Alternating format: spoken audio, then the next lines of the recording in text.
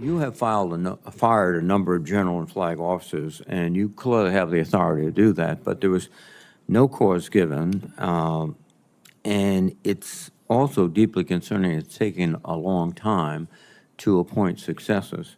I understand that today you announced that the nominee for CNO will be Admiral Darrell Caudle. Is that right? Yes, sir. Well, we still have many of these positions open, including the U.S. Cyber Command, which is absolutely critical. Do you believe that these lack of nominated leaders are affecting our warfighting abilities? Sir, I believe we all serve at the pleasure of the president.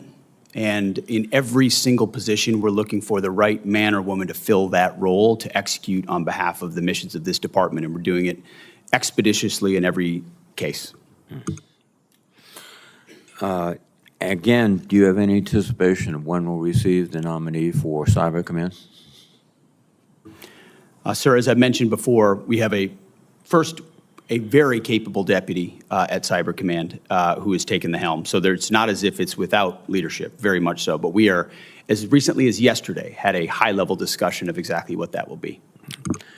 Mr. Secretary, in your opening statement, you stated, at the Department of Defense, we are sweeping away distraction to focus on our core mission of warfighting.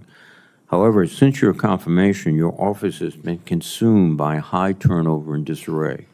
At least 3 senior aides were fired and subsequently investigated for leaks, alleged leaks to the press. Your first chief of staff has since left his position, and to the best of my knowledge, that position is vacant. The Inspector General is reviewing your use of Signal app to send sensitive information pertaining to military operations in Yemen, not only to senior government officials, but to your wife, your brother, and your personal lawyer. Finally, according to press reports, you have threatened polygraph tests against senior members of the military. As I said in my opening statement, this is a dangerous world. You know that.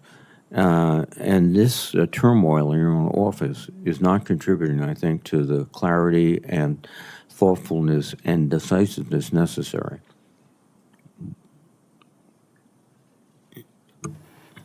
Sir, I would just say the media loves sensational headlines that are not connected at all to reality.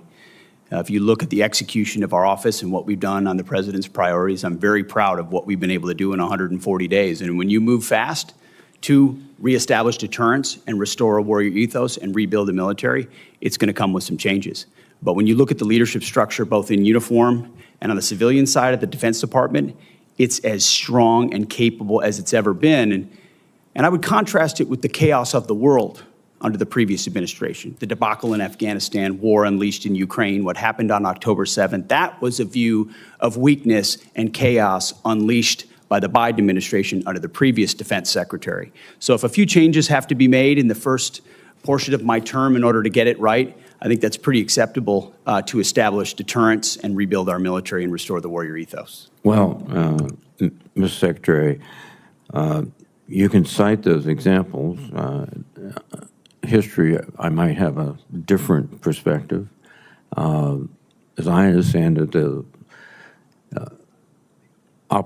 direction to leave Afghanistan was an agreement with President Trump in Doha, which left our forces in a very precarious position since they were there for a year and they had to come out.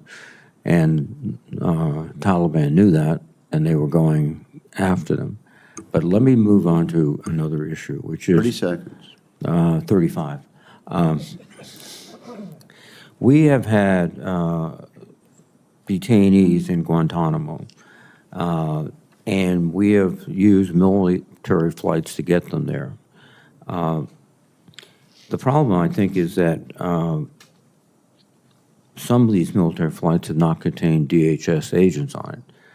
And so, in effect, the military becomes not just the custodial agents, they're also the control agents. And that would seem to me a violation of military procedures. Is that practice continuing? Senator, every aspect of that mission is in coordination with DHS and with DHS officials. So there are no flights with just airmen only on board? Not that I'm aware of, sir. Thank you. Thank you, Senator Reed.